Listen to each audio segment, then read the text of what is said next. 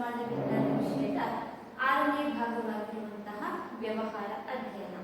ಈ ಒಂದು ಅಧ್ಯಯನದ 2ನೇ ಪ್ರಮುಖ ಅಧ್ಯಾಯವಾಗಿರುವಂತಹ ಉದ್ಯಮಗಾರಿಕೆ. ಈ ಒಂದು ಅಧ್ಯಯನ ಕುರಿತು ಇಂದಿನ ತರಗತಿಯಲ್ಲಿ ನಾವು ಕೆಲವೊಂದು ಫಲಿತಾಂಶಗಳನ್ನು ತಿಳ್ಕೊಳ್ಬೇಕಾಗಿರುವಂತಹದ್ದು. ಹಾಗಾದರೆ ವಿದ್ಯಾರ್ಥಿಗಳೇ, ಈ ವ್ಯವಹಾರ ಅಧ್ಯಯನದ 2ನೇ ಅಧ್ಯಾಯವಾಗಿರುವಂತಹ ಉದ್ಯಮಗಾರಿಕೆ, ಈ ಒಂದು ಅಧ್ಯಾಯದ ಪ್ರಮುಖ ಫಲಿತಾಂಶಗಳು ಯಾವ್ಯಾವು ಅನ್ನೋದನ್ನು ನಾವೀಗ ತಿಳಬೇಕಾಗಿರುವಂತಹದ್ದು. ಈ ಒಂದು ಅಧ್ಯಾಯದಲ್ಲಿ ನಾವು ಈ ಕೆಳಗೆ ಕಾಣಿಸಿದಂತಹ ಕೆಲವೊಂದು ಫಲಿತಾಂಶಗಳನ್ನು ತಿಳ್ಕೊಳ್ತೀವಿ. ಒಂದನೇದು ಉದ್ಯಮಿ ಮತ್ತು ಉದ್ಯಮಗಾರಿಕೆಯ ಅರ್ಥವನ್ನು ತಿಳ್ಕೊಬೇಕಾಗಿರುವಂತಹದ್ದು. ಎರಡನೇದು ಉದ್ಯಮಗಾರನ ಪಾತ್ರ ಹಾಗೂ ಅವರ ಪ್ರಾಮುಖ್ಯತೆ, ಸ್ವಯಂ ಉದ್ಯೋಗ ಅವಕಾಶಗಳು. 4ನೇ ಪ್ರಮುಖ ಫಲಿತಾಂಶ ಸ್ವಯಂ ಉದ್ಯೋಗದ ವ್ಯವಸ್ಥೆ. ಇನ್ನು 5ನೇ ಪ್ರಮುಖ ಫಲಿತಾಂಶ ಭಾರತದಲ್ಲಿ ಕಂಡುಬರುವಂತಹ ಕೆಲವು ಪ್ರಮುಖ ಉದ್ಯಮಗಾರರ ಒಂದು ಪರಿಚಯವನ್ನು ತಿಳ್ಕೊಬೇಕಾಗಿದೆ. ಹಾಗಾದರೆ ವಿದ್ಯಾರ್ಥಿಗಳೇ, ಈ ಒಂದು ತರಗತಿಯ ಮೊದಲನೇ ಫಲಿತಾಂಶವನ್ನು ಪ್ರಾರಂಭಿಸುವಂತಹದ್ದು ಉದ್ಯಮಿ ಮತ್ತು ಉದ್ಯಮಗಾರಿಕೆಯ ಅರ್ಥ. ಹಾಗಾದರೆ ಇಲ್ಲಿ ನಾವು ಮುಖ್ಯವಾಗಿ ಉದ್ಯಮಿ ಮತ್ತು ಉದ್ಯಮಗಾರಿಕೆಯ ಅರ್ಥವನ್ನು ತಿಳಿದುಕೊಳ್ಳುವುದಕ್ಕಿಂತ ಮುಂಚಿತವಾಗಿ ಇಂದಿನ ಒಂದು ಆರ್ಥಿಕ ಮಾರುಕಟ್ಟೆ ವ್ಯವಸ್ಥೆಯಲ್ಲಿ ಉದ್ಯಮಗಾರಿಕೆ ಎನ್ನುವಂತಹದ್ದು ಅತಿ ಪ್ರಮುಖ ಪಾತ್ರಗಳ ನಿರ್ವಹಣೆಯನ್ನ ಮಾಡ್ತಾ ಇರುವಂತಹದ್ದು. ಇಲ್ಲಿ ಉದ್ಯಮಗಾರಿಕೆ ಎನ್ನುವಂತಹದ್ದು ಏನಿದೆ, ಇದು ಆರ್ಥಿಕ ಚಟುವಟಿಕೆಗಳಾಗಿರುವಂತಹ ಭೂಮಿ ಆಗಿರ್ಬೋದು, ಬಂಡವಾಳ ಆಗಿರ್ಬೋದು, ಕೂಲಿ ಆಗಿರ್ಬೋದು, ಹಾಗೆ ಇನ್ನಿತರ ಸಂಘಟನೆಗಳಾಗಿರ್ಬೋದು, ಇವುಗಳನ್ನ ಒಟ್ಟುಗೂಡಿಸಿರುವಂತಹ ಒಂದು ಪ್ರಮುಖ ವ್ಯವಸ್ಥೆ ಇದು ಉದ್ಯಮಗಾರಿಕೆ ಆಗಿರುವಂತಹದ್ದು.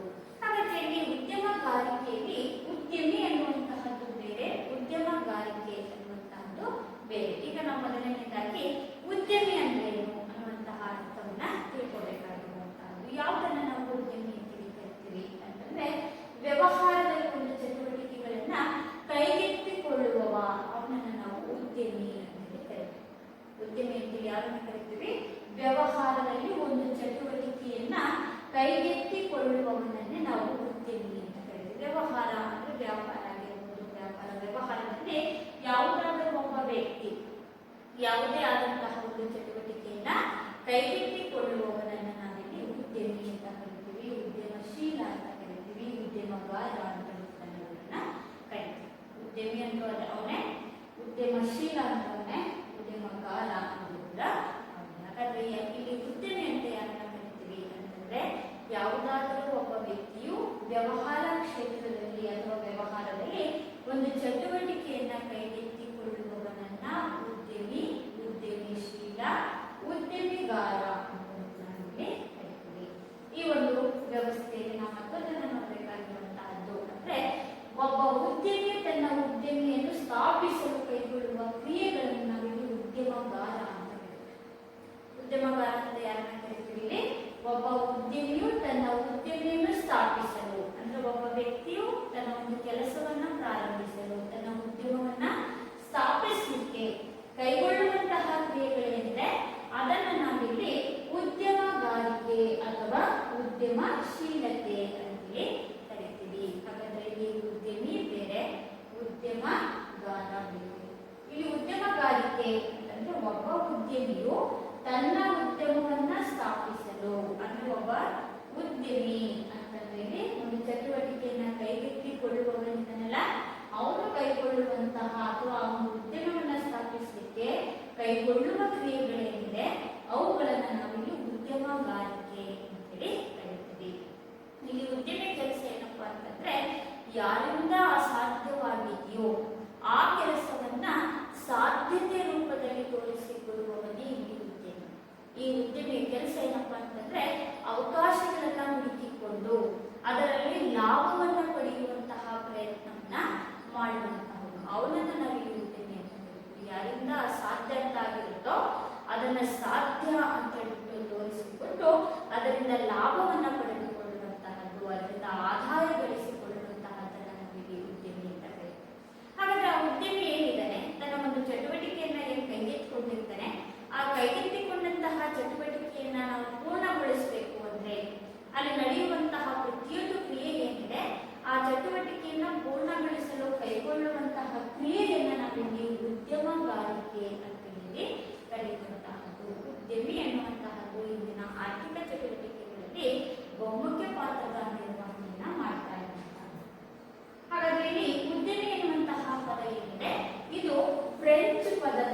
ಎಂಟ್ರಾಪ್ರೆಂಡೆಯಿಂದ ಬಂದಿರುವಂತಹದ್ದು. ಉದ್ಯಮಿ ಎನ್ನುವಂತಹ ಪದ ಯಾವ ಭಾಷೆಯಿಂದ ಬಂದಿದೆ?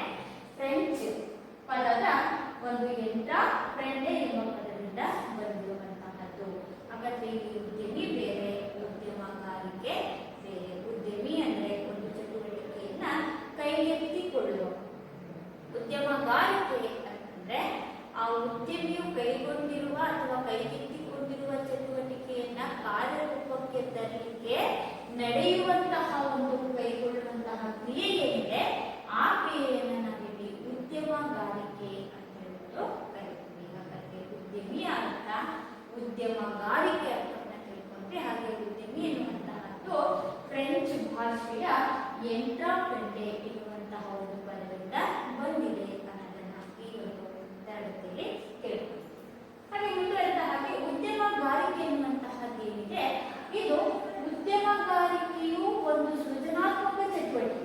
ಸೃಜನಾತ್ಮಕತೆ ಅಂತಂದ್ರೆ ಇಲ್ಲಿ ಕ್ರಿಯಾಶೀಲತೆಯಿಂದ ತನ್ನಲ್ಲಿ ಒದಗಿರುವಂತಹ ಕೌಶಲ್ಯವನ್ನ, ಸೂಕ್ತ ಕೌಶಲ್ಯವನ್ನ ಹೊರಹಾಕುವಂತಹ ಒಂದು ಅವಕಾಶವನ್ನ ಒದಗಿಸಿಕೊಡುವಂತಹದ್ದು ಸೃಜನಾತ್ಮಕತೆ. ಉದ್ಯಮಗಾರಿಕೆ ಎನ್ನುವಂತಹದ್ದು ಒಂದು ಸೃಜನಾತ್ಮಕವಾದಂತಹ ಚಟುವಟಿಕೆಯಾಗಿದೆ ಹಾಗೂ ಸಾಹಸಿ ಕಾರ್ಯಗಳು. ನಾವು ಸಾಹಸ ಕಾರ್ಯ ಅಂದ್ರೆ ಅಸಾಧ್ಯವಾಗಿರುವುದನ್ನ ಸಾಧ್ಯ ಅಂತೇಳಿ ತೋರಿಸಿಕೊಳ್ಬೇಕಪ್ಪ ಅಂತಂದ್ರೆ ಅಲ್ಲಿ ಬಹಳಷ್ಟು ಅವನು ಸಮಸ್ಯೆಗಳನ್ನ ಎದುರಿಸಬೇಕಾಗುತ್ತೆ. ಆ ಎಲ್ಲಾ ಸಮಸ್ಯೆಗಳನ್ನ ಬದಿಗೊತ್ತಿ ಅವುಗಳನ್ನ ಜಯಗಳಿಸಿ ಅದರಿಂದ ಆದಾಯ ಗಳಿಸಿಕೊಳ್ಳುವಂತಹ ಒಂದು ಪ್ರಯತ್ನವನ್ನ ಮಾಡೋದೇನಿದೆಯಲ್ಲ ಅದು ಒಂದು ಸಾಹಸದ ಕಾರ್ಯವಾಗಿದೆ.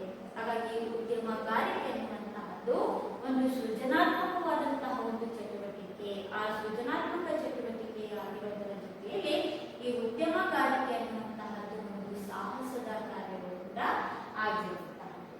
ಇದು ಏನೂ ಇಲ್ಲದನ್ನು ಏನಾದರೊಂದಾಗಿ ಸೃಜಿಸುವಂತಹದ್ದು ಸಾಮರ್ಥ್ಯವಾಗಿದೆ. ಏನೂ ಇಲ್ಲದನ್ನ ಏನಾದರೊಂದಾಗಿ ಮಾಡುವಂತಹದ್ದು ಅಂದ್ರೆ ಆ ಒಂದು ವಸ್ತು ನಾವು ಅನುಪಯುಕ್ತ ಅಂತ ಹೇಳ್ತೇವೆ ಅಲ್ವಾ. ಆ ಒಂದು ಉದ್ಯಮಿ ಏನ್ ಮಾಡ್ತಿರ್ತಾನೆ ಅಂತಂದ್ರೆ ಆ ಅನುಪಯುಕ್ತವಾದಂತಹ ವಸ್ತುವನ್ನ ಬಳಸಿ ಅವನೇನ್ ಮಾಡ್ತಾನೆ ಅಂತಂದ್ರೆ ಒಂದು ಉಪಯುಕ್ತ ವಸ್ತುವನ್ನಾಗಿ ಪರಿವರ್ತಿಸ್ತಾನೆ ಅಲ್ವಾ. ಅಲ್ಲಿ ಏನೂ ಇರಲಿಲ್ಲ, ಅನುಪಯುಕ್ತವಾಗಿತ್ತು. ಆ ಏನೂ ಇಲ್ಲದೆ ಇರುವುದನ್ನ ಏನಾದರೊಂದಾಗಿ ಸೃಜಿಸುವಂತಹ ಸಾಮರ್ಥ್ಯ ಯಾವುದಕ್ಕಿದೆ? ಉದ್ಯಮಗಾರಿಕೆಗಿದೆ. ಅಂದ್ರೆ ಯಾವುದು ಇಲ್ಲದೆ ಇರೋದನ್ನ ಇದೆ ಅಂತ ಹೇಳ್ಬಿಟ್ಟು ಅಥವಾ ಇದೆ ಎನ್ನುವಂತಹ ರೀತಿಯಲ್ಲಿ ಸೃಷ್ಟಿಸುವಂತಹದ್ದು ಉದ್ಯಮಗಾರಿಕೆಯಾಗಿದೆ.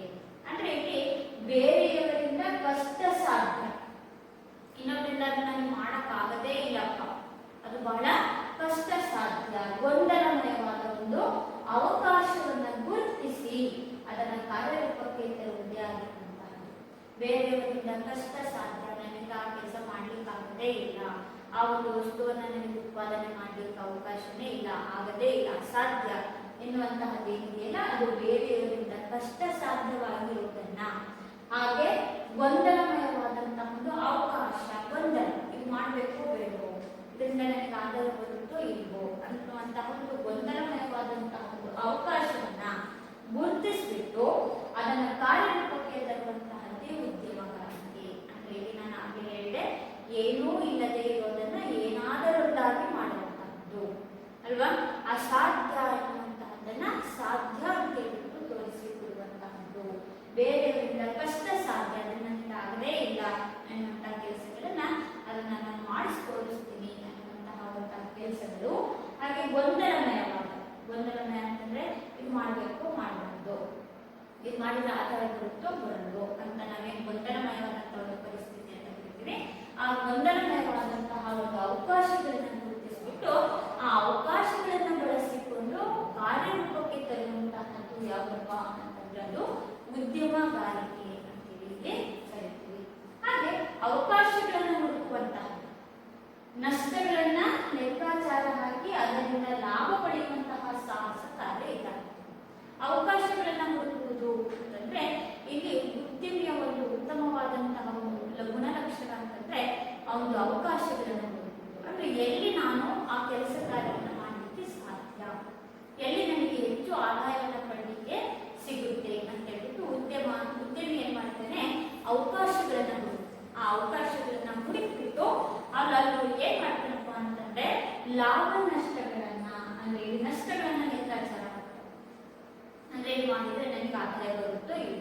ಒಂದು ಪಕ್ಷ ನನಗೆ ಅದರಿಂದ ನಷ್ಟ ಆಯಿತು, ನಷ್ಟ ಆದರೂ ಕೂಡ ಅದರಿಂದ ನಷ್ಟವನ್ನ ಕಳೆದು ನನಗೆ ಅದರಿಂದ ಬರುವಂತಹ ಆದಾಯ ಎಷ್ಟಿದೆ ಅಂತ ಹೇಳ್ಬಿಟ್ಟು ಇಲ್ಲಿ ಉದ್ಯಮಿ ಏನ್ ಮಾಡ್ತಾನೆ ಅಂತಂದ್ರೆ ನಷ್ಟಗಳನ್ನ ಲೆಕ್ಕಾಚಾರವನ್ನ ಹಾಕಿ ಅದರಿಂದ ಲಾಭ ಪಡೆಯುವಂತಹ ಒಂದು ಸಾಹಸ ಕಾರ್ಯವನ್ನ ಮಾಡ್ತಾನೆ.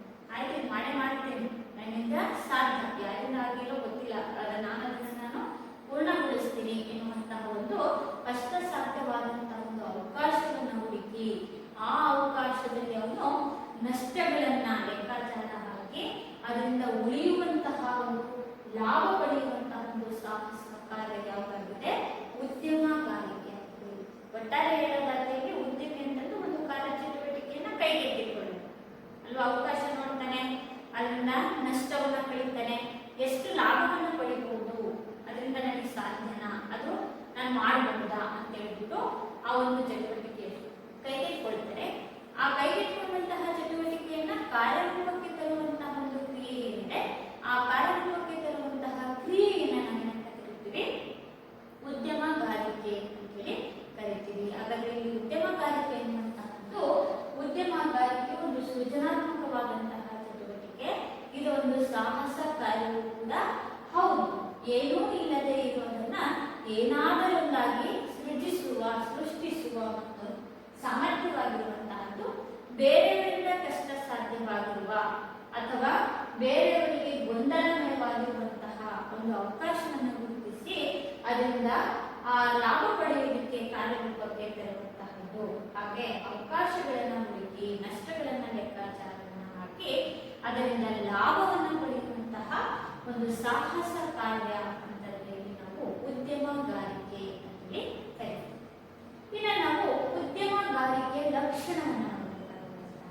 ಉದ್ಯಮಗಾರಿಕೆ ಅಂದ್ರೆ ಆ ಉದ್ಯಮವನ್ನ ಪ್ರಾರಂಭಿಸುವಂತಹ ಉದ್ಯಮಿಗೆ ಅದರ ಉದ್ಯಮಗಾರಿಕೆ ಲಕ್ಷಣಗಳೇನು ಅಂತಂದ್ರೆ ಅವರಿಗೆ ಯಾವ್ಯಾವ ಒಂದು ಸಾಮರ್ಥ್ಯಗಳು ಇರಬೇಕು ಅನ್ನೋದನ್ನ ನಾವಿಲ್ಲಿ ನೋಡಬೇಕಾಗುತ್ತದೆ. ಹಾಗಾದ್ರೆ ಇದು ಒಂದು ಇಂಪಾರ್ಟೆಂಟ್ ಆಗಿರುವಂತಹ ಭಾಗ. ಪರೀಕ್ಷಾ ದೃಷ್ಟಿಯಿಂದ ಉದ್ಯಮಗಾರಿಕೆಯ ಗುಣಲಕ್ಷಣಗಳು ಯಾವುವು ಅಂತೇಳಿ ಪ್ರಶ್ನೆ ಕೂಡ ಕೇಳ್ತಾರೆ. ಹಾಗಾದ್ರೆ ಉದ್ಯಮಗಾರಿಕೆಯ ಗುಣಲಕ್ಷಣಗಳೇನಪ್ಪ ಅಂತಂದ್ರೆ ಮೊದಲನೆಯ ಪ್ರಮುಖ ಗುಣಲಕ್ಷಣ ಸೃಜನಾತ್ಮಕತೆ ಅಂತ ಕರೀತೀವಿ. ಸೃಜನಾತ್ಮಕತೆ ಇದು ಚಿತ್ರವನ್ನು ನೋಡ್ಲಿಕ್ಕೆ ಇದು ಹೇಗೆ ಕಾಣಿಸ್ತಾ ಇದೆಯಪ್ಪ ಅಂತಂದ್ರೆ ಇದು ಒಂದು ಧಾನ್ಯವನ್ನು ಬೆಳೆಯುವಂತಹ ಬೆಳೆ ಆಗಿದೆ. ಅದರ ಮಧ್ಯಭಾಗದಲ್ಲಿ ನಾವೇನು ನೋಡ್ತಾ ಇದ್ದೀವಿ? ಬಲ್ಬ್ಗಳನ್ನ ನೋಡ್ತಾ ಇದ್ದೀವಿ ಅಲ್ವಾ. ಹಾಗಾದ್ರೆ ಇದು ಉದ್ಯಮಗಾರಿಕೆಯ ಒಂದು ಸೃಷ್ಟಿ. ಅವನೇನ್ ಮಾಡಿದ್ದಾನೆ?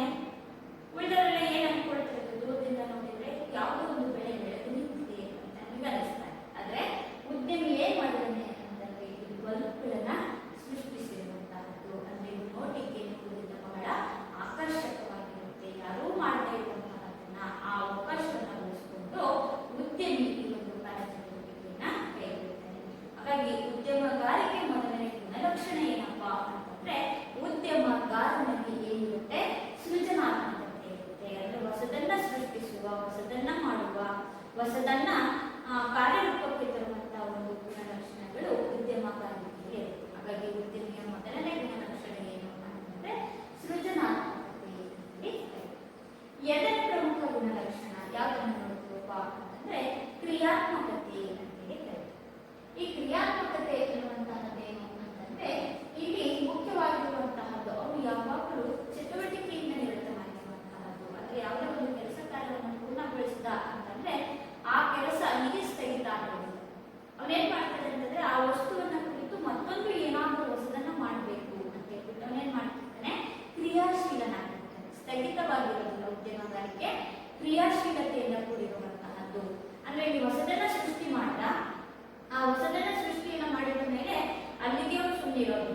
ಅದೇ ಒಂದು ಸೃಷ್ಟಿಯನ್ನ ಸೃಜನಾತ್ಮಕತೆಯನ್ನ ಮತ್ತೇನ್ ಮಾಡ್ತಾನೆ? ಕ್ರಿಯಾತ್ಮಕತೆಯಲ್ಲಿ ಬದಲಾವಣೆಯನ್ನು ಮಾಡ್ತಾನೆ. ಕ್ರಿಯಾತ್ಮಕತೆ ಅಂತಂದ್ರೆ ಅದನ್ನು ಮತ್ತೊಂದು ರೀತಿಯಲ್ಲಿ ಬದಲಾಯಿಸಬಹುದೇನೋ ಅಲ್ವಾ. ಆ ಒಂದು ಚಿತ್ರವನ್ನ ಮತ್ತೊಂದು ರೀತಿಯಲ್ಲಿ ಮಾಡಿದ್ರೆ ಇನ್ನೂ ಹೆಚ್ಚು ಆಕರ್ಷಕವಾಗುತ್ತೇನೋ, ಅದರಿಂದ ನಾನು ಮತ್ತೆ ಹೆಚ್ಚು ಲಾಭವನ್ನು ಪಡೆಯಬಹುದೇನೋ ಅಂತ ಹೇಳ್ಬಿಟ್ಟು ಅವನೇನ್ ಮಾಡಿರ್ತಾನೆ?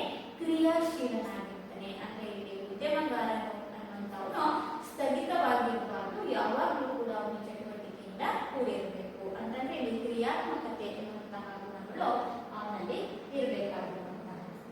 ಇನ್ನು ಮೂರನೇ ಪ್ರಮುಖ ಉದ್ಯಮಗಾರಿಕೆ ಗುಣಲಕ್ಷಣ ಏನಪ್ಪಾ ಅಂತಂದ್ರೆ ಇಲ್ಲಿ ನಾಯಕತ್ವದ ಗುಣವನ್ನ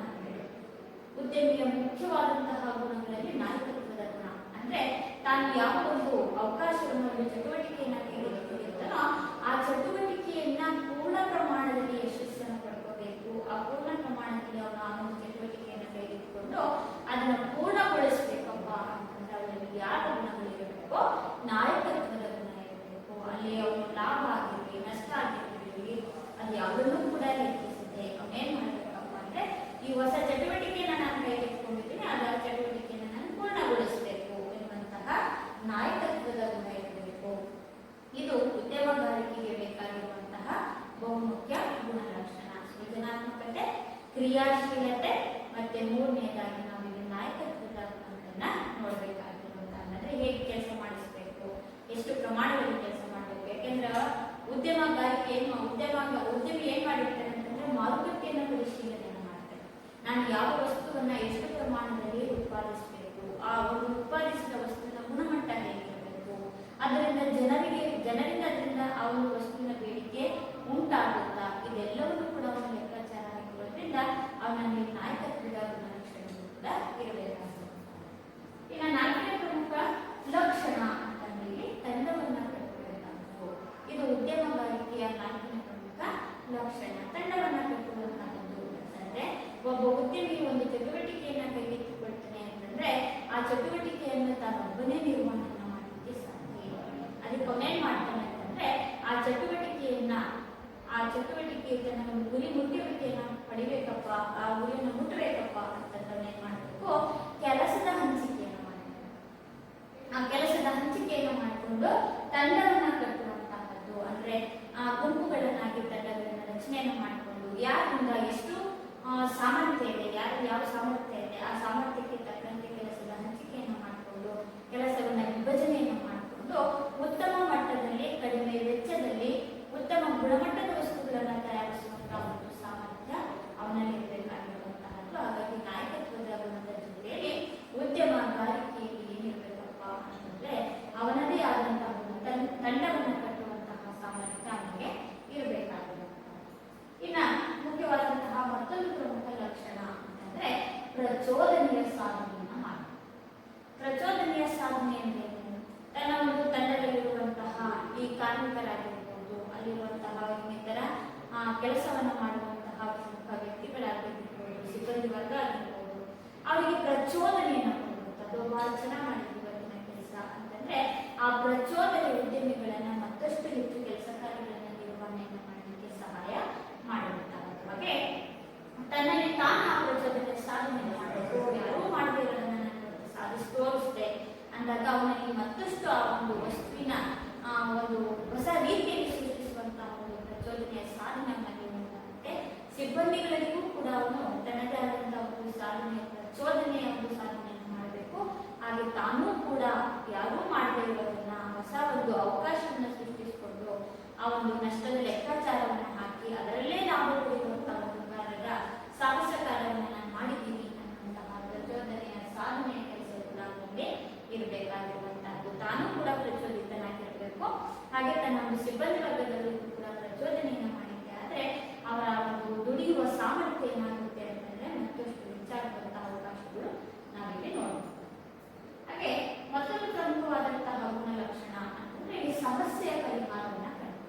ಇದು ಮುಖ್ಯವಾಗಿ ಬೇಕಾಗಿರುವಂತಹದ್ದು ಉದ್ಯಮಿಗಳು. ಏನಪ್ಪಾ ಅಂತಂದ್ರೆ ಸಮಸ್ಯೆಯ ಪರಿಹಾರ. ಈಗ ಯಾವುದೇ ಒಂದು ಚಟುವಟಿಕೆಯನ್ನು ಉದ್ಯಮಿ ಕೈಗೊಂಡಿದ್ದಾನೆ ಅಲ್ವಾ? ಈ ಉದಾಹರಣೆಯಲ್ಲಿ ನಾವು ಸೋಪಿನ ತಯಾರಿಕೆಯನ್ನು ತೆಗೆದುಕೊಳ್ಳೋಣ.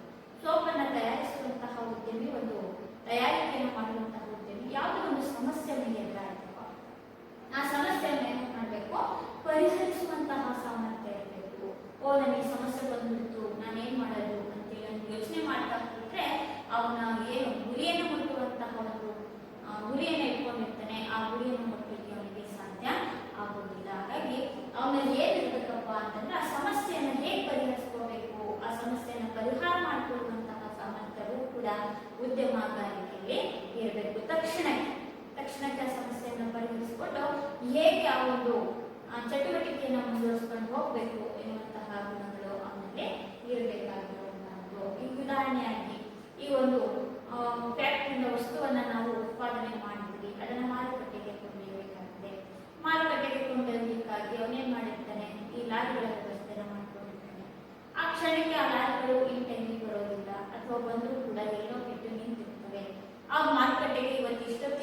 ಹುಲ್ಲ ಆಗಿರ್ಬೋದು ಅದು ಮಾರುಕಟ್ಟೆಗೆ ಹೋಗಿ ಸೇರ್ಬೇಕಾಗಿರುತ್ತೆ. ಅಂತ ಸಂದರ್ಭದಲ್ಲಿ ಅವನು ಲಾರಿ ಕೆಟ್ಟು ಹೋಗ್ಬಿಡ್ತಪ್ಪ, ಇವತ್ತು ಬಂದು ಸೇರಕ್ಕಾಗಲ್ಲ ಅಂತ ಹೇಳಂಗಿಲ್ಲ.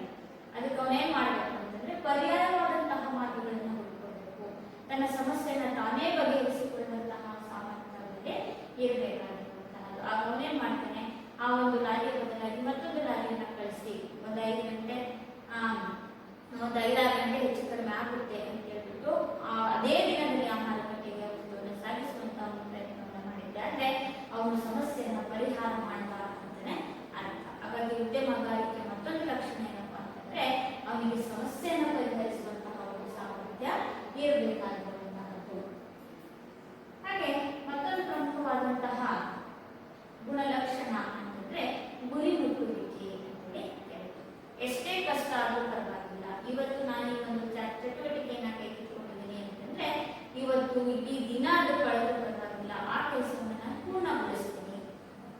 ಸಮಸ್ಯೆ ಆದ್ರೂ ಕೂಡ ಪರವಾಗಿಲ್ಲ, ಆ ಸಮಸ್ಯೆನ ನಾನು ಬಗೆಹರಿಸಿಕೊಳ್ತೀನಿ. ನಾಯಕತ್ವದ ಗುಣ ನನ್ನಲ್ಲಿದೆ, ಸೃಜನಾತ್ಮಕತೆ ಇದೆ, ಕ್ರಿಯಾಶೀಲತೆ ಇದೆ ಅಲ್ವಾ, ತಂಡ ಕಟ್ಟುವಂತಹ ಸಾಮರ್ಥ್ಯ ನನ್ನಲ್ಲಿದೆ, ಪ್ರಚೋದನೆಯ ಸಾಧನೆ ಇದೆ, ನನಗೆ ಸಮಸ್ಯೆಯನ್ನು ಪರಿಹರಿಸುವಂತಹ ಸಾಧನೆ ಇದೆ ಅಂತಂದ್ರೆ ಇವೆಲ್ಲಾ ಕೆಲಸಗಳು ಆಯ್ತಪ್ಪ ಅಂತಂದ್ರೆ ಏನ್ ಮಾಡ್ಬೋದು, ಗುರಿಯನ್ನ ಮುಟ್ಟಬಹುದು. ಎಷ್ಟೇ ಕಷ್ಟಗಳಾದ್ರೂ ಪರವಾಗಿಲ್ಲ, ಆ ಅವಕಾಶವನ್ನ ನಾನು ಬಿಡಬಾರದು ಅಂತ ಹೇಳ್ಬಿಟ್ಟು ಅವನು ಶ್ರಮ ಪಟ್ಟು ತನ್ನ ಕೆಲಸವನ್ನ ಪೂರ್ಣಗೊಳಿಸಿದ್ದೆ ಆದ್ರೆ ಅವನು ನಿಜವಾಗ್ಲೂ ಕೂಡ ತನ್ನ ಗುರಿಯನ್ನ ಇಲ್ಲಿ ಮುಟ್ಟಲಿಕ್ಕೆ ಸಾಧ್ಯ. ಇನ್ನೊಂದು ಪ್ರಮುಖವಾಗಿರುವಂತಹದ್ದು ಅಂತಂದ್ರೆ ನಷ್ಟ ಭರಿತಕ್ಕೆ ಇವನು ಸಿದ್ಧನಾಗಿರ್ಬೇಕು. ಯಾರು? ಉದ್ಯಮಗಾರರು ಏನಾಗಿರ್ಬೇಕು, ನಷ್ಟ ಭರಿತಕ್ಕೆ ಸಿದ್ಧನಾಗಿರಬೇಕು. ಇಲ್ಲಿ ಅವಕಾಶ ಸಿಕ್ತು, ವಸ್ತುವನ್ನ ತಯಾರಿಸಿದ, ಹೊಸದನ್ನ ಸೃಷ್ಟಿ ಮಾಡ್ದ ಅಲ್ವಾ, ಆ ಹೊಸದನ್ನ ಸೃಷ್ಟಿ ಮಾಡಿ ಮಾರುಕಟ್ಟೆಗೆ ಅದನ್ನ ಸಾಗಣೆಯನ್ನ ಮಾಡ್ತಾನೆ. ಮಾರುಕಟ್ಟೆಯಲ್ಲಿ ಅದಕ್ಕೆ ಸೂಕ್ತ ಬೆಲೆ ಸಿಗದೇ ಇದ್ದಾಗ ಅಥವಾ ಬೇಡಿಕೆ ಸಿಗದೇ ಇದ್ದಾಗ ಆ ವಸ್ತು ಏನಾಗುತ್ತೆ, ನಷ್ಟವನ್ನ ಅನುಭವಿಸುತ್ತೆ. ನಷ್ಟ ಅನುಭವಿಸಿ ಆ ಒಂದು ನಷ್ಟದ ಭರಿತಕ್ಕೆ ಅವನು ಸಿದ್ಧನಾಗಿರ್ಬೇಕು. ಈ ವರ್ಷ ನನಗೆ ಲಾಸ್ ಆತಪ್ಪ ಅಂತ ಹೇಳ್ಬಿಟ್ಟು ನಾವು ಅದನ್ನ ಅಲ್ಲಿಗೆ ನಿಲ್ಲಿಸಬಾರ್ದು. ಉದ್ಯಮಗಾರ ಅದನ್ನು ನಿಲ್ಲಿಸಿದ್ನಪ್ಪ ಅಂತಂದ್ರೆ ಅವನು ನಿಜವಾದ ಉದ್ಯಮಿ ಆಗಲಿಕ್ಕೆ ಸಾಧ್ಯ ಇಲ್ಲ. ಹಾಗಾದ್ರೆ ಉದ್ಯಮಿ ಅನ್ನುವಂತಹ ಉದ್ಯಮಗಾರನಲ್ಲಿ ಅವನ ಇರಬೇಕು, ನಷ್ಟ ಭರಿತಕ್ಕೆ ಅವನು ಸಿದ್ಧನಾಗಿರಬೇಕು. ಏನೇ ಆಗಲ್ಲ ನನ್ನಿಂದ ಅದು ಸಾಧ್ಯ, ನಾನು ಮಾಡ್ತೀನಿ. ಒಂದು ಪಕ್ಷ ನನಗೆ ಅದು ಗುರಿಯನ್ನು ಮುಟ್ಟಲಿಕ್ಕಾಗಲಿಲ್ಲ, ನಾನು ಹಾಕೊಂಡಂತಹ ಅಥವಾ ನಾನು ತೆಗೆದುಕೊಂಡಂತಹ ಒಂದು ಚಟುವಟಿಕೆ ನನಗೆ ಪೂರ್ಣಗೊಳಿಸಕ್ಕಾಗಲಿಲ್ಲ, ಅದರಿಂದ ಲಾಭ ಆಗಲಿಲ್ಲ, ನನಗೆ ನಷ್ಟ ಆಯಿತು ಅಂತಂದ್ರೆ ಅವನು ಏನ್ ಮಾಡಬೇಕು ಅಂತಂದ್ರೆ ಆ ನಷ್ಟವನ್ನ ಭರಿಸಲಿಕ್ಕೆ ಸಿದ್ಧನಾಗಬೇಕು. ಸಿದ್ಧನಾಗಿ ಮುಂದಿನ ವರ್ಷದಲ್ಲಿ, ಈ ವರ್ಷದಲ್ಲಿ ಅವನಿಗೆ ಆದಂತಹ ನಷ್ಟವನ್ನ ಮತ್ತೆ ಅದನ್ನ ಪೂರ್ಣ ಪ್ರಮಾಣದಲ್ಲಿ ಪಡೆದುಕೊಳ್ಳುವಂತಹ ಒಂದು ಪ್ರಯತ್ನವನ್ನ ಅವನಲ್ಲಿ ಮಾಡಬೇಕು. ಹಾಗಾಗಿ ಉದ್ಯಮಗಾರಿಕೆಯಲ್ಲಿ ಅವನಿಗೆ ಯಾವ ಒಂದು ಲಕ್ಷಣ ಇರಬೇಕು ಅಂತಂದ್ರೆ ನಷ್ಟ ಭರಿತಕ್ಕೆ ಅವನು ಸಿದ್ಧನಾಗಿರಬೇಕು. ಆದಾಯ ಬರೋದಷ್ಟೇ, ಆದಾಯ ಬಂದಾಗಷ್ಟೇ ಖುಷಿ ಪಡೋದಲ್ಲ, ನಷ್ಟ ಆದಾಗ ಕೂಡ ಅದನ್ನು ಸರಿದೂಗಿಸಿಕೊಂಡು ಆ ನಷ್ಟವನ್ನ ಭರ್ತಿ ಮಾಡಿಕೊಂಡು ಮತ್ತೆ ಆ ಒಂದು ನಷ್ಟದಿಂದ ನನಗೆ ಮತ್ತೆ ಪುನಃ ಲಾಭ ಬರುವಂತೆ ಪ್ರಯತ್ನವನ್ನ ಮಾಡಬೇಕು. ಇಲ್ಲಿ ಉದ್ಯಮಗಾರಿಕೆ. ಹಾಗೆ ಉದ್ಯಮಗಾರಿಕೆ ಮತ್ತೊಂದು ಲಕ್ಷಣ ಏನಪ್ಪಾ ಅಂತಂದ್ರೆ ನಿರ್ಧಾರಗಳನ್ನ ಕೈಗೆತ್ತಿಕೊಳ್ಳುವುದು. ಇದು ಬಹಳ ಮುಖ್ಯವಾಗಿರುವಂತಹದ್ದು, ನಿರ್ಧಾರವನ್ನ ತೆಗೆದುಕೊಳ್ಳುವಂತಹದ್ದು. ಈ ನಿರ್ಧಾರ ಅನ್ನುವಂತಹ ರೀತಿಯಲ್ಲಿ ಇದು ಇಡೀ ಒಂದು ಉದ್ಯಮಗಾರಿಕೆಯ ಮುಖ್ಯವಾದಂತಹ ಒಂದು ಗುಣಲಕ್ಷಣ. ಯಾಕೆಂತಂದ್ರೆ ನಿರ್ಧಾರ ಅನ್ನುವಂತಹ ರೀತಿಯಲ್ಲಿ ಇದು ಸರಿಯಾದ ಸಮಯಕ್ಕೆ ಸರಿಯಾದ ರೀತಿಯಲ್ಲಿ ಕೈಗೊಳ್ಳಬೇಕಾಗುತ್ತದೆ. ಇದು ನಮ್ಮ ವಿವೇಚನೆಗೆ ಬಿಟ್ಟಿದ್ದು. ಅಂದ್ರೆ ಆ ಉದ್ಯಮಗಾರನು ಹೇಗೆ ಲಾಭವನ್ನು ಪಡಿತಾನೆ ಅನ್ನೋದನ್ನ ನಿರ್ಧಾರ ಮಾಡುವಂತಹದ್ದು ಅಂತಂದ್ರೆ ಈ ನಿರ್ಧಾರವನ್ನ ಕೈಗೆತ್ತಿಕೊಳ್ಳುವಂತಹದ್ದು. ಈ ಉದಾಹರಣೆಯಾಗಿ ಒಬ್ಬ ಉದ್ಯಮಿ ಒಂದು ವಸ್ತುವನ್ನು ಉತ್ಪಾದಿಸಿದ, ಆ ವಸ್ತುವನ್ನು ನಾವು ಏನ್ ಮಾಡ್ಬೇಕಪ್ಪ ಅಂತಂದ್ರೆ ಮಾರುಕಟ್ಟೆಗೆ ಸಾಗಿಸಬೇಕಾಗುತ್ತೆ. ಆ ಮಾರುಕಟ್ಟೆಗೆ ಸಾಗಿಸುವಂತ ಸಂದರ್ಭದಲ್ಲಿ ಅವನೇನ್ ಮಾಡಬೇಕು ಅಂತಂದ್ರೆ ಯಾವ ವಿಧದ ಒಂದು ಸಾರಿಗೆಯನ್ನು ನಾನಲ್ಲಿ ಬಳಸಬೇಕು. ಅವನು ಆ ವಸ್ತುವನ್ನು ಸಾಗಿಸಲಿಕ್ಕೆ ಯಾವುದೇ ಸಾರಿಗೆಯನ್ನು ಬಳಸಬಹುದು ಅಲ್ವಾ, ಲಾರಿನಾದ್ರೂ ಬಳಸಬಹುದು, ಟ್ರ್ಯಾಕ್ಟರ್ ಆದ್ರೂ ಬಳಸಬಹುದು, ಅಥವಾ ರೈಲುಗಳಲ್ಲಾದ್ರೂ ಕೂಡ ಅದನ್ನ ಸಾಗಾಣಿಕೆಯನ್ನು ಮಾಡಬಹುದು, ಇಲ್ಲ ಏರೋಪ್ಲೇನ್ ಅಲ್ಲಿ ನಾನು ಸಾಗಾಣಿಕೆಯನ್ನು ಮಾಡ್ತೀನಿ ಕೂಡ. ಅಂದ್ರೆ ಅವನಿಗೆ ಆ ಒಂದು ಸಾಮರ್ಥ್ಯ ಅವನಿಗೆ ಬಿಟ್ಟಿದ್ದು. ಆ ಸಂದರ್ಭದಲ್ಲಿ ಅವನೇನು ನಿರ್ಧಾರಗಳನ್ನ ಕೈಗೆತ್ತಿಕೊಳ್ಳುವುದೇ ಇಲ್ಲ, ಅದು ಬಹಳ ಮುಖ್ಯ. ಕಡಿಮೆ ವೆಚ್ಚದಲ್ಲಿ ಶೀಘ್ರವಾಗಿ ವಸ್ತುಗಳು ಸುರಕ್ಷಿತವಾಗಿ ಮಾರುಕಟ್ಟೆಯನ್ನ ತಲುಪಬೇಕು. ಆ ಸಂದರ್ಭದಲ್ಲಿ ಅವನಿಗೆ ಯಾವುದು ಸೂಕ್ತ ಅನಿಸುತ್ತೆ ಅದರ ತಕ್ಷಣದಲ್ಲಿ ಅವನೇನ್ ಮಾಡಬೇಕು, ನಿರ್ಧಾರವನ್ನ ಕೈಗೊಳ್ಳಬೇಕಾಗಿರುವಂತಹದ್ದು. ಹಾಗೆ ಒಂದು ಕೆಲಸವನ್ನ ಮಾಡುವಂತಹ ಉದ್ಯಮಗಾರನು ಒಂದು ಕೆಲಸವನ್ನ ಪ್ರಾರಂಭವನ್ನ ಮಾಡೋಕ್ಕಿಂತ ಮುಂಚೆ ಅವನ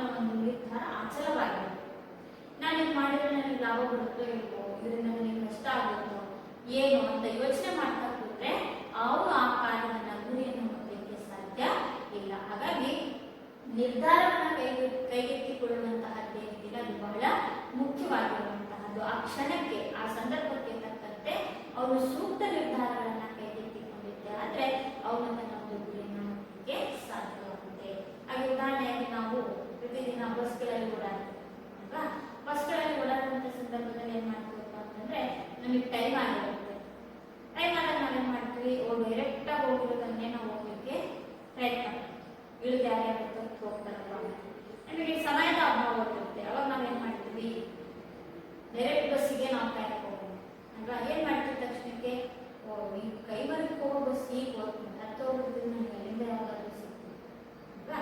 ಆ ಕ್ಷಣಕ್ಕೆ ನಾವು ಯೋಚನೆಯನ್ನು ಮಾಡಿ ಆ ಬಸ್ ಕುತ್ಕೊಂಡು ನಾವು ಕೈಮರಕ್ಕೆ ಹೋಗ್ತಾ ಇದ್ರೆ ಕೈಮರದಿಂದ ನಾವು ಅಲ್ವಾ? ಆ ಸಂದರ್ಭಕ್ಕೆ ತಕ್ಕಂತೆ ನಿರ್ಧಾರಗಳನ್ನ ಕೈಗೆತ್ತಿಕೊಳ್ಳುವಂತಹದ್ದು ಇಲ್ಲಿ ಉದ್ಯಮಗಾರನ ಒಂದು ಲಕ್ಷಣವಾಗಿದೆ.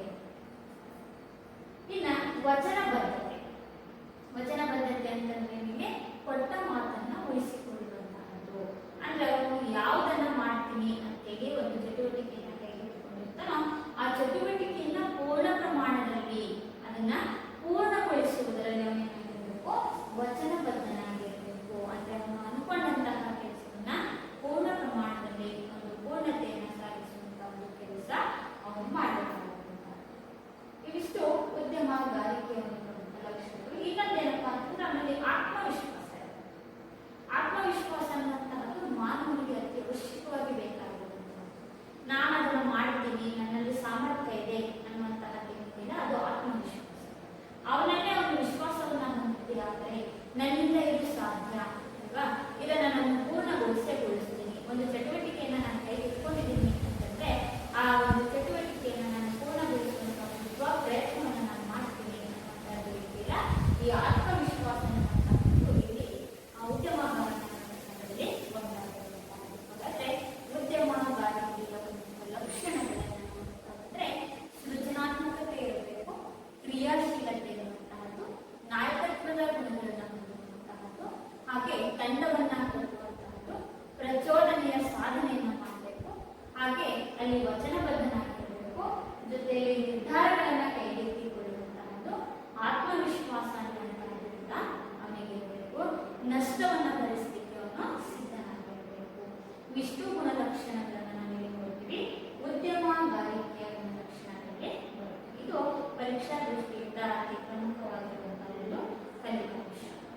ಇನ್ನು ಮುಂದುವರೆದ ಹಾಗೆ ನಾವು ಉದ್ಯಮಿಯ ಕಾರ್ಯಗಳನ್ನು ನೋಡ್ತಾರೆ. ಇಷ್ಟೊತ್ತು ನಾವು ಉದ್ಯಮಗಾರಿಕೆಯ ಲಕ್ಷಣಗಳನ್ನ ನೋಡ್ತೀವಿ.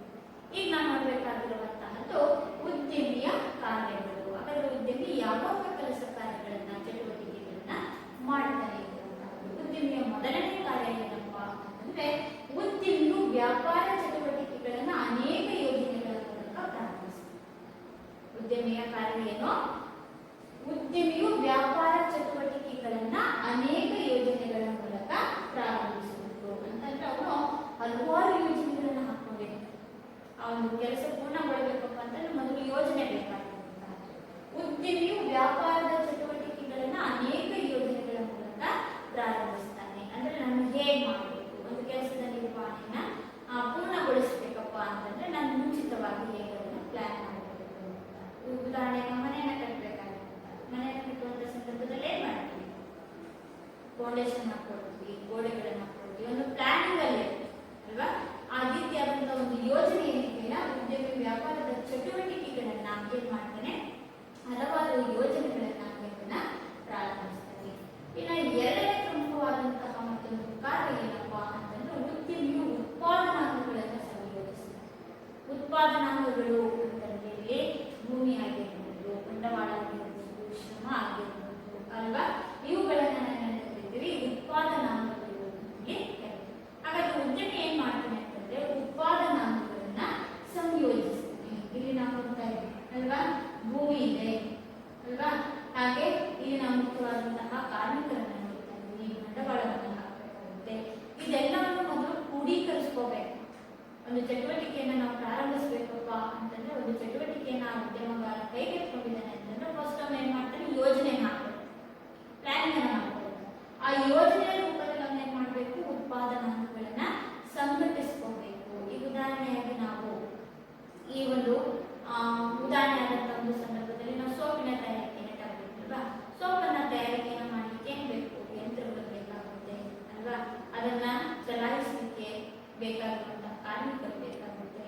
ಅವನು ಸೋಪಿನ ತಯಾರಿಕೆಗೆ ಬೇಕಾದಂತಹ ಕಚ್ಚಾ ವಸ್ತುಗಳಾಗಿರುತ್ತೆ. ಆ ಕಚ್ಚಾ ವಸ್ತುವನ್ನು ತರಲಿಕ್ಕೆ ಅವನಿಗೆ ಬಂಡವಾಳದ ಅವಶ್ಯಕತೆ ಇರುತ್ತೆ. ಇವೆಲ್ಲವನ್ನು ನಾವು ಉತ್ಪಾದನಾ ಒಂದು ವಸ್ತುವಿನ ತಯಾರಿಕೆಗೆ ಬೇಕಾಗಿರುವಂತಹ ಏನು ಪ್ರಮುಖವಾದಂತಹ ಕ್ರಿಯೆಗಳಿದೆ ಅವೆಲ್ಲ ಪ್ರಮುಖವಾದಂತಹ ವಸ್ತುಗಳನ್ನು ಇಲ್ಲಿ ಉತ್ಪಾದನಾಂಗಗಳು ಅಂತ ಹೇಳಿ ಕರೀತೀವಿ. ಹಾಗಾಗಿ ಉದ್ಯಮಗಾರಿಕೆಯ ಒಂದು ಎರಡನೇ ಕಾರ್ಯ ಏನಪ್ಪಾ ಅಂದ್ರೆ, ಮೊದಲನೆಯದು ಯೋಜನೆಯನ್ನ ತಯಾರಿಸ್ತಾನೆ, ಆ ಯೋಜನೆಯನ್ನ ಕಾರ್ಯರೂಪಕ್ಕೆ ತರಲಿಕ್ಕೆ ಬೇಕಾಗಿರುವಂತಹ ಉತ್ಪಾದನಾಂಗಗಳನ್ನ ಏನ್ ಮಾಡಬೇಕು, ಸಂಘಟನೆಯನ್ನ ಮಾಡ್ಕೋಬೇಕು. ಇನ್ನು ಮೂರನೇದಾಗಿ ಮಾಡಬೇಕಾಗಿರುವಂತಹ ಕಾರ್ಯ ಏನಪ್ಪಾ ಉದ್ಯಮಗಾರಿಕೆಯಲ್ಲಿ ಅಂತಂದ್ರೆ, ಉದ್ಯಮಿಯ ಮೂರನೇ ಕಾರ್ಯ ಉದ್ಯಮಗಾರನು ಉತ್ಪಾದಿಸುವ ವಸ್ತುಗಳ ಬಗ್ಗೆ, ಉದ್ಯಮಗಾರನು ತಾನು ಉತ್ಪಾದಿಸುವ ವಸ್ತುವಿನ ಬಗ್ಗೆ, ತಾಂತ್ರಿಕತೆ ಬಗ್ಗೆ, ಮಾರುಕಟ್ಟೆ ಮತ್ತು ಉದ್ಯೋಗ ಮುಂತಾದವುಗಳ ಬಗ್ಗೆ ನಿರ್ಧಾರವನ್ನ ಕೈಗೊಳ್ಳುತ್ತಾರೆ. ಉದ್ಯಮಗಾರನು ಒಂದು ವಸ್ತುವನ್ನು ಉತ್ಪಾದನೆ ಮಾಡ್ತಾ ಇದ್ದಾನೆ, ಒಂದು ಚಟುವಟಿಕೆಯನ್ನ ಕೈಗೆತ್ತಿಕೊಂಡಿದ್ದಾನೆ ಅಂತಂದ್ರೆ ಆ ಚಟುವಟಿಕೆ ಬಗ್ಗೆ ಅವನಿಗೆ ಗೊತ್ತಿರಬೇಕು, ಅದರ ಬಗ್ಗೆ ನಿರ್ಧಾರವನ್ನ ಕೈಗೊಳ್ಳುವಂತರಾಗಿರ್ಬೇಕು. ತಾಂತ್ರಿಕತೆಯ ಬಗ್ಗೆ ಅದನ್ನು ಹೇಗೆ ಉತ್ಪಾದಿಸಬೇಕು, ಅದಕ್ಕೆ ನಾನು ಯಾವ ಒಂದು ತಾಂತ್ರಿಕತೆಯನ್ನು ಬಳಸಬೇಕು ಅನ್ನೋದನ್ನ ಅವನಿಗೆ ಅರಿವಿರಬೇಕು. ಹಾಗೆ ಮಾರುಕಟ್ಟೆ ಮತ್ತು ಉದ್ಯೋಗಗಳ ಮುಂತಾದವುಗಳ ಬಗ್ಗೆ ನಿರ್ಧಾರವನ್ನ ಕೈಗೊಳ್ಳಬೇಕಾಗಿರುತ್ತೆ. ಅಂದ್ರೆ ಆ ಉದ್ಯಮಿಯು ಯಾವ ವಸ್ತುವನ್ನ ಎಷ್ಟು ಪ್ರಮಾಣದಲ್ಲಿ ಹೇಗೆ ಬಳಸಬೇಕು, ಹೇಗೆ ಉತ್ಪಾದಿಸಬೇಕು ಎನ್ನುವಂತಹ ನಿರ್ಧಾರಗಳನ್ನ ಕೈಗೊಳ್ಳುವಂತಹ ಕಾರ್ಯವು ಕೂಡ ಯಾರಿಗಿರುತ್ತದೆ, ಉದ್ಯಮಿಯಾಗಿರುತ್ತೆ. ಹಾಗಾದ್ರೆ ಉದ್ಯಮಿಯು ಫಸ್ಟ್ ಯೋಜನೆ ಹಾಕೊಳ್ತಾನೆ, ಆ ಯೋಜನೆಯನ್ನ ಕಾರ್ಯರೂಪಕ್ಕೆ ತರಲಿಕ್ಕೆ ಉತ್ಪಾದನಾಂಗಗಳನ್ನ ಇನ್ನ ಸಂಘಟನೆ ಮಾಡ್ಕೊಳ್ತಾನೆ. ಆ ಉತ್ಪಾದನಾಂಗಗಳನ್ನ ಸಂಘಟನೆಯನ್ನ ಮಾಡ್ಕೊಂಡೇ ಮಾಡ್ತಾನೆ ಹೇಗೆ, ಎಷ್ಟು, ಯಾವ ಒಂದು ಪ್ರಮಾಣದಲ್ಲಿ ಉತ್ಪಾದಿಸಬೇಕು ಎನ್ನುವಂತಹ ನಿರ್ಧಾರಗಳನ್ನು ಕೈಗೊಳ್ಳಬೇಕಾಗುವಂತಹದ್ದು. ಹಾಗೆ ಉದ್ಯಮಿಯ ನಾಲ್ಕನೇ ಕಾರ್ಯ ಏನಪ್ಪಾ, ಉದ್ಯಮಿ ನಾಲ್ಕನೇ ಕಾರ್ಯ ಏನು ಅಂತಂದ್ರೆ ಹೊಸ ಹೊಸ ವಿಧಾನಗಳನ್ನ ರೂಢಿಗೆ ತರ್ತಾರೆ. ಹೊಸ ಹೊಸ ವಿಧಾನಗಳನ್ನ ರೂಢಿಗೆ ತರುವಂತಹದ್ದು ಅಂತಂದ್ರೆ ಇಲ್ಲಿ ನಾವು ಮುಖ್ಯವಾಗಿ ಈ ಒಂದು ನಾವು ಬಳಸ್ತಾ ಇರುವಂತಹ ಮೊಬೈಲ್ಗಳನ್ನೇ ಅಲ್ವಾ. ಪ್ರಾರಂಭದಲ್ಲಿ ನಾವು ಕೀಪ್ಯಾಡ್ ಮೊಬೈಲ್ಗಳನ್ನ ಅದು ಕೂಡ ಉದ್ಯಮಿಯ ಒಂದು ಸೃಷ್ಟಿ ಅಲ್ವಾ. ಆ ಒಂದು ಕೀಪ್ಯಾಡ್ ಇದ್ದಂತಹ ಮೊಬೈಲ್ಗಳು ಈಗ ಏನಾಗಿವೆ, ಸ್ಮಾರ್ಟ್ ಫೋನ್ ಅಲ್ವಾ. ಎಷ್ಟು ವಿಧ ವಿಧವಾದಂತಹ ಒಂದು ಮೊಬೈಲ್ಗಳನ್ನು ನಾವೀಗ ಮಾರುಕಟ್ಟೆಯಲ್ಲಿ ನೋಡ್ತಾ ಇದ್ದೀವಿ ಅಂತಂದ್ರೆ ಅದು ಉದ್ಯಮಿಯ ಒಂದು ಕೊಡುಗೆ ಆಗಿರುವಂತಹ. ಆ ಉದ್ಯಮಿ ಏನ್ ಮಾಡ್ತಿರ್ತಾರೆ ಅಂತಂದ್ರೆ ಹೊಸ ಹೊಸ ವಿಧಾನಗಳನ್ನ ರೂಢಿಗೆ ತರ್ತಾರೆ. ಇದನ್ನ ಹೀಗೆ ಉತ್ಪಾದನೆ ಮಾಡಲು ಹೇಗಿದೆ ಅಲ್ವಾ. ಈಗ ಕೀಬೋರ್ಡ್ ನಾವು ಬೇಡಿಕೆಗಳು ಬಹಳ ಕಡಿಮೆ, ಅದನ್ನ ಯಾರು ಕೂಡ ಈಗ ಇಟ್ಕೊಳ್ಳಿಕ್ಕೆ ಇಷ್ಟಪಡ್ತಾ ಇಲ್ಲ. ಯಾವ್ದನ್ನ ಇಷ್ಟಪಡ್ತಾರಪ್ಪ ಅಂತಂದ್ರೆ ಈ ಸ್ಮಾರ್ಟ್ ಫೋನ್ಗಳನ್ನ ಇಟ್ಕೊಳ್ಳಿಕ್ಕೆ ಇಷ್ಟಪಡ್ತಾರೆ. ಹಾಗಾದ್ರೆ ಆ ಒಂದು ಹೊಸ ಹೊಸ ಉದ್ಯಮಿಯ ಕೆಲಸ ಏನಪ್ಪ ಅಂದ್ರೆ ಹೊಸ ಹೊಸದನ್ನ ವಿಧಾನಗಳನ್ನ ರೂಢಿಗೆ ತರ್ತಾ ಹೋಗ್ತಾರೆ. ಹೊಸದನ್ನ ಸೃಷ್ಟಿಸುವಂತ ಒಂದು ಸಾಮರ್ಥ್ಯ ಈ ಒಂದು ಉದ್ಯಮಗಾರಿಕೆಯಲ್ಲಿ ಇರಬೇಕಾಗಿರುತ್ತೆ. ಹಾಗಾಗಿ ಉದ್ಯಮಿಯು ಹೊಸ ಹೊಸ ವಿಧಾನಗಳನ್ನ ರೂಢಿಗೆ ತರ್ತಾ ಹೋಗ್ತಾರೆ. ಇನ್ನು ಐದನೇದಾಗಿ ಉದ್ಯಮಿ ತನ್ನ ಉದ್ಯಮದ ಹಣಕಾಸಿನ ಆಯವ್ಯಯವನ್ನು ನಿಭಾಯಿಸ್ತಾನೆ. ಆಯವ್ಯಯ ಅಂತಂದ್ರೆ ಹೇಳ್ತೇನೆ, ಆಯವ್ಯಯ ಅಂತಂದ್ರೆ ಆದಾಯ ಮತ್ತು ಖರ್ಚು, ಅವುಗಳನ್ನ ನಿಭಾಯಿಸುವಂತಹ ಒಂದು ಸಾಮರ್ಥ್ಯವು ಉದ್ಯಮಿಗೆ ಇರುತ್ತೆ. ಹಾಗಾಗಿ ಉದ್ಯಮಿ ತನ್ನ ವ್ಯವಹಾರದ ಹಣಕಾಸಿನ ಒಂದು ಆಯವ್ಯಯವನ್ನ ನಿಭಾಯಿಸ್ತಾನೆ. ಅಂದ್ರೆ ನಷ್ಟ ಬಂದರೂ ಕೂಡ ನಷ್ಟವನ್ನ ಭರಿಸಬೇಕಾಗುತ್ತೆ, ಆದಾಯ ಬಂದರೂ ಕೂಡ ಅವನು ಅದನ್ನ ಅನುಭವಿಸಬೇಕಾಗುತ್ತೆ. ಈ ಆದಾಯ ಮತ್ತು ನಷ್ಟ ಏನಿದೆ ಅವೆರಡನ್ನೂ ಕೂಡ ನಿಭಾಯಿಸುವಂತಹ ಆಯವ್ಯಯಗಳನ್ನು ನಿರ್ವಹಿಸುವಂತಹ ಕೆಲಸ ಕಾರ್ಯಗಳು ಕೂಡ ಉದ್ಯಮಿಗೆ ಮಾಡಬೇಕಾಗುತ್ತೆ. ಇನ್ನ ಆರನೇದಾಗಿ ನಾವು ನೋಡ್ತಾ ಬಂದ್ರೆ ಉದ್ಯಮಿಯು ಕಷ್ಟ ನಷ್ಟಗಳನ್ನ ಮತ್ತು ಅನಿಶ್ಚಿತತೆಗಳನ್ನ ಎದುರಿಸ್ತಾನೆ. ಉದ್ಯಮಿಯ ಕಷ್ಟ ನಷ್ಟಗಳು ಅಂತಂದ್ರೆ ಅವನ ಬಳಿ ಹಣ ಇದೆ ಅಂತಂದ್ರೆ ಕೆಲಸ ಎಲ್ಲವೂ ಸರಾಗವಾಗಿ ನಡೆಯಲಿಕ್ಕೆ ಸಾಧ್ಯ ಇಲ್ಲ. ಉದ್ಯಮಿ ಒಂದು ಕಾರ್ಯ ಚಟುವಟಿಕೆಯನ್ನ ಇಟ್ಕೊಂಡಿದ್ದಾನೆ, ಎಂತ ಚಟುವಟಿಕೆ ಯಾರಿಂದ ಅಸಾಧ್ಯ ಆಗಿದೆ ಅದನ್ನ ಸಾಧ್ಯ ಆಗಿ ತೋರಿಸ್ಕೊಡ್ತಾ ಇದ್ದಾನೆ ಅಲ್ವಾ. ಕಷ್ಟ ಸಾಧ್ಯವಾಗಿರುವಂತಹ ಚಟುವಟಿಕೆಯನ್ನು ಅವನು ಕೈಗೆತ್ತಿಕೊಂಡಿದ್ದಾನೆ ಅಂತಂದ್ರೆ ಅವನಿಗೆ ಹಲವಾರು ಕಷ್ಟ ನಷ್ಟಗಳು ಎದುರಾಗೇ ಇತ್ತು.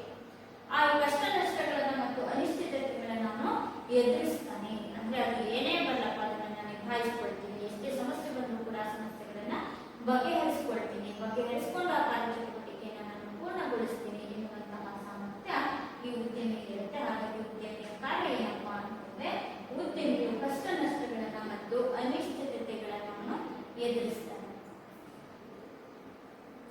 ಇನ್ನು ಉದ್ಯಮಿಯ ಏಳನೇ ಪ್ರಮುಖ ಕಾರ್ಯ ಏನಪ್ಪಾ ಅಂತಂದ್ರೆ ವ್ಯಾಪಾರ ಮಾರ್ಗಗಳನ್ನು ತಿಳಿಸಿ ಅದು ಸರಿಯಾದ ರೀತಿಯಲ್ಲಿ ಕಾರ್ಯಗೊಳ್ಳುವಂತೆ ಮಾರ್ಗದರ್ಶನ. ಉದ್ಯಮಿ ಏನ್ ಮಾಡ್ತಾನೆ ಅಂತಂದ್ರೆ ಒಂದು ವ್ಯಾಪಾರದ ಮಾರ್ಗಗಳನ್ನ ತಿಳಿಸ್ತಾನೆ.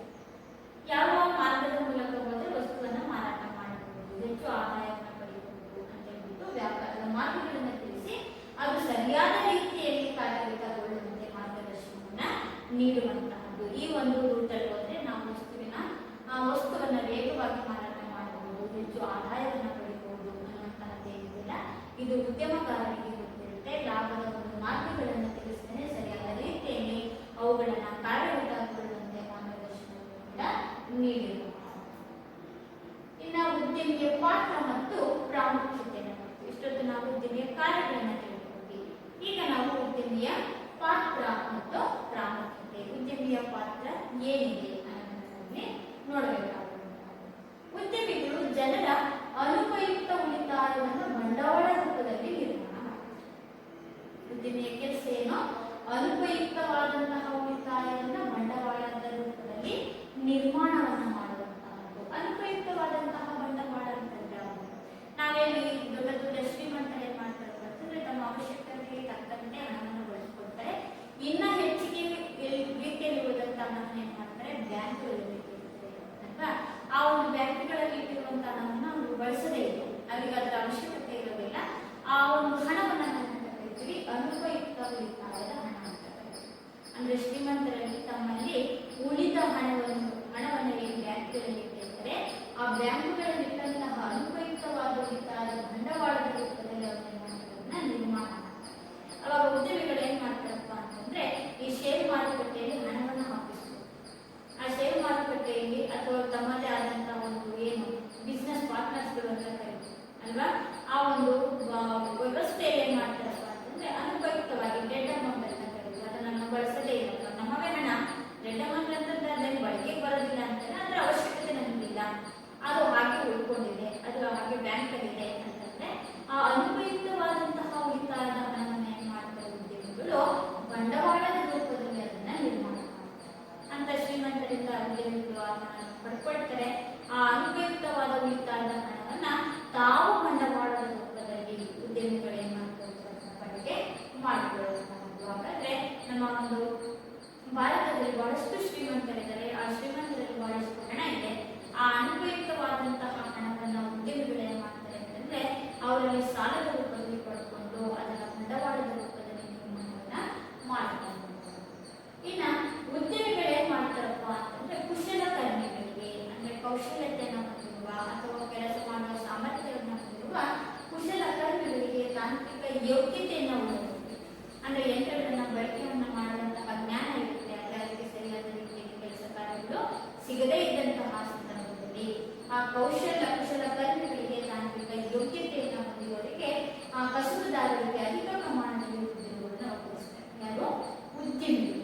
ಉದ್ಯಮಿಯ ಪಾತ್ರ ಏನಪ್ಪಾ ಅಂದ್ರೆ ಅನುಪಯುಕ್ತವಾದ ಬಂಡವಾಳವನ್ನ ಉಪಯುಕ್ತ ಬಂಡವಾಳವನ್ನಾಗಿ ಪೂರೈಕೆಯನ್ನು ಮಾಡಿಕೊಳ್ತಾರೆ ಅಥವಾ ನಿರ್ಮಾಣ ಮಾಡಿಕೊಳ್ತಾರೆ. ಯಾರಲ್ಲಿ ಕೌಶಲ್ಯತೆ ಇರುತ್ತೆ ಆ ಕೌಶಲ್ಯತೆಯನ್ನು ಹೊಂದಿರುವಂತಹ ಕುಶಲ ಕಾರ್ಮಿಕರಿಗೆ ಮತ್ತು ತಾಂತ್ರಿಕತೆಯ ಯೋಗ್ಯತೆಯನ್ನು ಹೊಂದಿರೋರಿಗೆ ಯಂತ್ರಗಳ ಬಳಕೆಗೆ ಹೇಗೆ ಮಾಡಬೇಕು ಅನ್ನುವಂಥವರಿಗೆ ಜ್ಞಾನ ಇರುತ್ತೆ. ಅಂಥವರಿಗೆ ಕೆಲಸಗಳು ಸಿಗದೇ ಇದ್ದಂತಹ ಸಂದರ್ಭದಲ್ಲಿ ಆ ತಾಂತ್ರಿಕ ಯೋಗ್ಯತೆಯನ್ನು ಹೊಂದಿರುವಂತಹ ಪ್ರಮುಖ ಕಸುಬುದಾರರಿಗೆ ಅಧಿಕ ಪ್ರಮಾಣದಲ್ಲಿ ಉದ್ಯೋಗದ ಅವಕಾಶಗಳನ್ನು ಇವರು ಒದಗಿಸಿಕೊಡುವಂತಹದ್ದು. ಅಂತಂದ್ರೆ ಈ ನಿರುದ್ಯೋಗಿಗಳಿಗೆ ಉದ್ಯೋಗದ ಅವಕಾಶವನ್ನು ನಿರ್ಮಾಣ ಮಾಡ್ತಾರೆ ಯಾರು? ಉದ್ಯಮಿ. ಹಾಗಾಗಿ ಉದ್ಯಮಿಯ ಪಾತ್ರ ಏನಪ್ಪಾ ಅಂದ್ರೆ ನಿರುದ್ಯೋಗಿಗಳಿಗೆ ಉದ್ಯೋಗದ ಅವಕಾಶಗಳನ್ನ ಒದಗಿಸಿಕೊಡುವಂತಹದ್ದು. ಇನ್ನು ನಾವು ಮೂರನೆಯದಾಗಿ ನೋಡ್ತಾ ಬರುವಂತಹದ್ದು ಉದ್ಯಮಿಗಳು ಒಂದು ದೇಶದ ನಿವ್ವಳ ದೇಶೀಯ ಉತ್ಪನ್ನ ಮತ್ತು ಜನರ ತಲಾವರಮಾನವನ್ನು ಹೆಚ್ಚಿಸ್ತಾರೆ. ಉದ್ಯಮಿ ಏನ್ ಮಾಡ್ತಾನೆ ಅಂದ್ರೆ ಒಂದು ವಸ್ತುವನ್ನು ಉತ್ಪಾದನೆ ಮಾಡ್ತಾನೆ, ಆ ವಸ್ತುವನ್ನು ಮಾರುಕಟ್ಟೆಯಲ್ಲಿ ಮಾರಾಟ ಮಾಡ್ತಾನೆ. ಹೀಗೆ ಮಾರುಕಟ್ಟೆಯಲ್ಲಿ ಮಾರಾಟ ಮಾಡ್ತಾ ಹೋದಂತೆ ನಮ್ಮ ದೇಶದ ರಾಷ್ಟ್ರೀಯ ಆದಾಯ ಏನಿದೆ ಜಾಸ್ತಿ ಆಗುತ್ತೆ. ಯಾವಾಗ ರಾಷ್ಟ್ರೀಯ ಆದಾಯ ಹೆಚ್ಚಾಗುತ್ತೋ ಆ ದೇಶದ ತಲಾವರಮಾನವು ಕೂಡ ಏನಾಗುತ್ತೆ? ಹೆಚ್ಚಾಗ್ತಾ ಹೋಗುತ್ತೆ. ಹಾಗಾಗಿ ಉದ್ಯಮಿಗಳು ಒಂದು ದೇಶದ ನಿವ್ವಳ ದೇಶೀಯ ಉತ್ಪನ್ನವು ಕೂಡ ಅಂದ್ರೆ ರಾಷ್ಟ್ರದ ರಾಷ್ಟ್ರೀಯ ಆದಾಯ ಹೆಚ್ಚಾಗುವುದರ ಜೊತೆಯಲ್ಲಿ ಆ ದೇಶದ ತಲಾವರಮಾನವು ಕೂಡ ಹೆಚ್ಚಾಗುತ್ತೆ. ಹಾಗಾದ್ರೆ ರಾಷ್ಟ್ರೀಯ ಆದಾಯ ಹೆಚ್ಚಳ ಆಗಲಿಕ್ಕೆ ಮುಖ್ಯ ಕಾರಣ ಯಾರಪ್ಪ ಅಂತಂದ್ರೆ ಉದ್ಯಮಿಗಳು ಅಂತ ಹೇಳ್ತಾರೆ. ಇನ್ನು ನಾವು ಉದ್ಯಮಿಗಳು ಬಂಡವಾಳ ಮತ್ತು ಕೌಶಲ್ಯವನ್ನು ಒಟ್ಟುಗೂಡಿಸಿ ಹೊಸ ವಸ್ತುಗಳನ್ನು ಮತ್ತು ಸೇವೆಗಳನ್ನು ರೂಢಿಸಿ ತಂದು ಮಾರುಕಟ್ಟೆಗಳನ್ನು ಅಭಿವೃದ್ಧಿಪಡಿಸ್ತಾರೆ.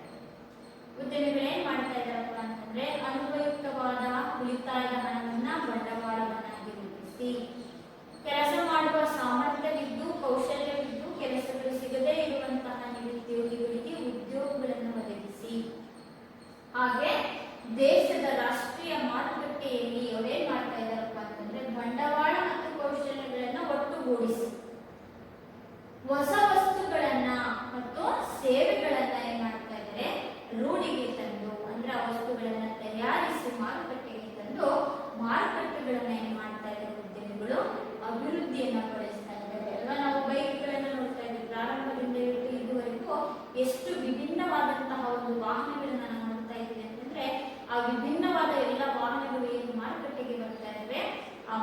ಮಟ್ಟಿಗೆ ಬರಲಿಕ್ಕೆ ಕಾರಣ ಯಾರಿಗೆ? ಉದ್ಯಮಿಗಳು. ಹಾಗಾಗಿ ಅನುಪಯುಕ್ತವಾದ ಬಂಡವಾಳವನ್ನ ನಿರುದ್ಯೋಗಿಯ ಒಂದು ಸಾಮರ್ಥ್ಯವನ್ನು ಬಳಸಿಕೊಂಡು ಇಲ್ಲಿ ಹೊಸ ವಸ್ತುಗಳನ್ನ ಸೃಷ್ಟಿ ಮಾಡಿ ಉದ್ಯಮಿಗಳು ಮಾರುಕಟ್ಟೆಗಳನ್ನ ಅಭಿವೃದ್ಧಿಪಡಿಸ್ತಾರೆ ಅಂತ.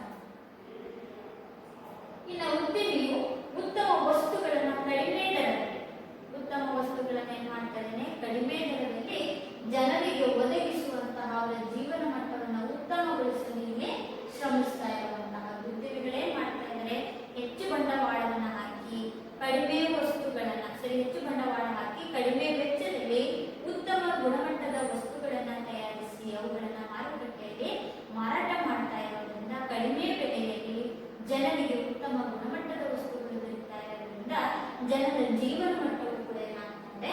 ಉತ್ತಮಗೊಳ್ತಾ ಇದೆ. ಜನರು ಕಡಿಮೆ ಬೆಲೆಯಲ್ಲಿ ತಮ್ಮ ಎಲ್ಲಾ ಬಯಕೆಗಳನ್ನ ಈಡೇರಿಸಿಕೊಳ್ಳುವಂತಹ ಒಂದು ಅವಕಾಶಗಳು ಈ ಉದ್ಯಮಿಗಳಿಂದ ಮಾರುಕಟ್ಟೆಯಲ್ಲಿ ದೊರೆತಾ ಇದೆ.